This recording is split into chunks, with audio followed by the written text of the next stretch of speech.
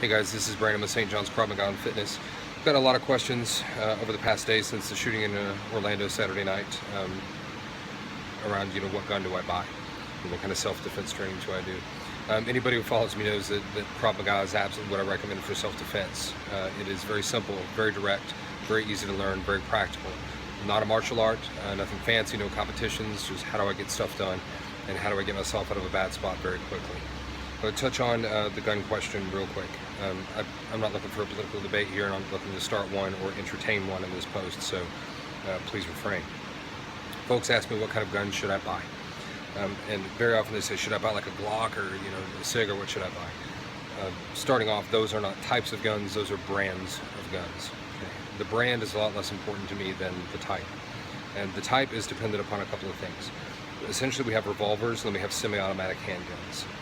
A revolver can be hammerless, or it can have a hammer, kind of the more traditional gun that we're used to seeing. I generally recommend for most folks who want something for self-defense a Smith & Wesson hammerless 38. Again, Smith & Wesson is the brand. It could be Taurus, whatever it is. As long as it's a modern, reliable firearm, you're fine. One of the advantages to a revolver, especially a hammerless one, is that there's no hammer to get caught on anything when you're pulling it out.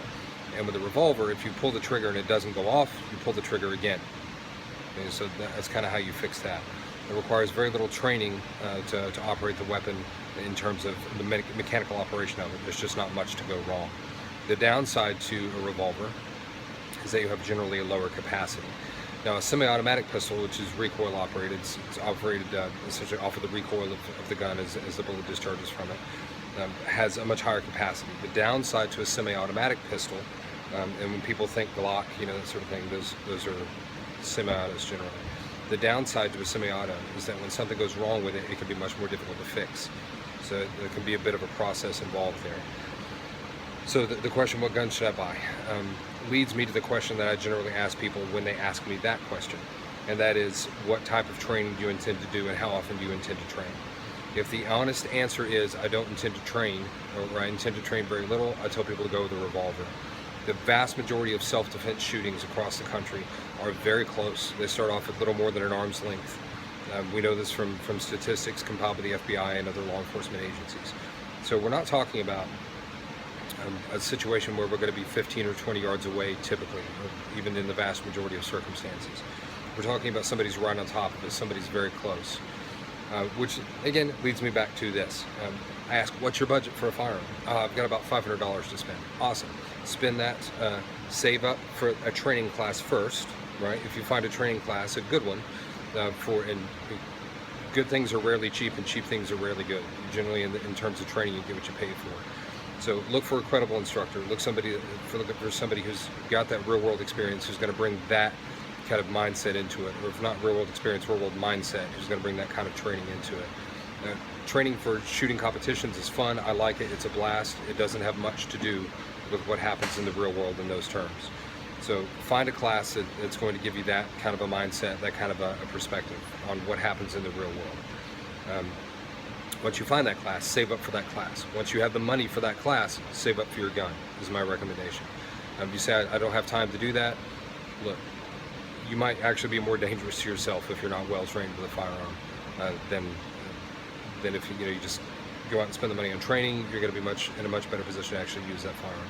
So save it for your training class first. We do them here through Force 3 Tactical, one of the companies that I own. We do them as well as through the United States Krav Maga Association. But save up for the training first. Once you have your training budget, save up for your gun. Buy your gun, get your training as soon as possible after that. And you want to train with the weapon that you're going to use. So as far as what gun do I pick out? Revolver or semi-auto, we touched on that. There's another thing I'll tell you. Pick up the gun in the gun store. Hold it in your hand. If it does not feel comfortable in your hand, you're not going to feel comfortable shooting it. Also think about how you're going to carry it. If you're going to carry it concealed on your person, and that's when you're going to need it, it's going to have to be small enough and comfortable enough for you to carry, or you're not going to carry it, or you're not going to be able to carry it. So again, a couple of recaps. Think about semi-auto or revolver. If you're not going to train much, be honest with yourself. If you're not going to train much, I recommend going with that revolver. Figure out how you're going to carry it. What size is it going to need to be? Look at how it feels in your hand. That's very, very important in terms of how you use it. Get that training. That training has to be something that's going to deal with fairly close quarters. If you're going to a training class where it's marksmanship training and you're standing at a 15 or 25 yard line and you're slowly plunking off holes in paper, that's just never what's going to happen in the real world. When I focus on that, I like to look at how fast can I get the gun in my hand, how fast can I deploy it, can I deploy it if someone is actively attacking me, and that's the kind of thing that I like to look for in a class. So I hope that helps, guys, in terms of what kind of class do I, or what kind of gun do I buy. If you have any other questions, you can pose them here in the comments, or you can contact me directly. My email is brandon@sjkravmaga.com. In the meantime, guys, stay safe.